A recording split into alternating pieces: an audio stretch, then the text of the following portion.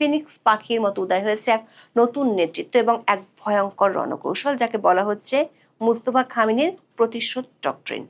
পশ্চিমার সামরিক শক্তি যখন ক্ষেপণাস্ত্রের মজুদ নিয়ে হিমশিম খাচ্ছে, তখন ইরান তার অপ্রতিসম যুদ্ধের জালে আটকে ফেলেছে বিশ্বের সবচেয়ে শক্তিশালী সামরিক জোটকে। যদিও দফায় দফায় ট্রাম্প আর তার প্রশাসন ইরানে আরো ভয়ঙ্কর হামলার হুমকি দিয়ে যাচ্ছে, কিন্তু বাস্তবতা হলো সমরাস্ত্রের যুদ্ধে শুধু নয়, ট্রাম্প পিছিয়ে পড়ছে অর্থনৈতিক যুদ্ধেও। যে রাশিয়া থেকে তেল কেনা নিয়ে ট্রাম্পের হুঙ্কারে কদিন আগেও বিশ্বের বাঘা বাঘা দেশ আর শক্তিগুলোর দম ফুরিয়ে যাওয়ার মতো অবস্থার হয়েছিল, সেই ট্রাম্প এখন বলছে যত খুশি রাশিয়া থেকে তেল কেনো।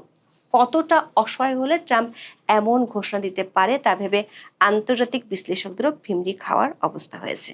তাহলে কি নিজেকে অসীম ক্ষমতাধর মনে করা ডোনাল্ড ট্রাম্পের জবনিকাবাদ ঘটতে চলেছে? সেটা কি সম্ভব?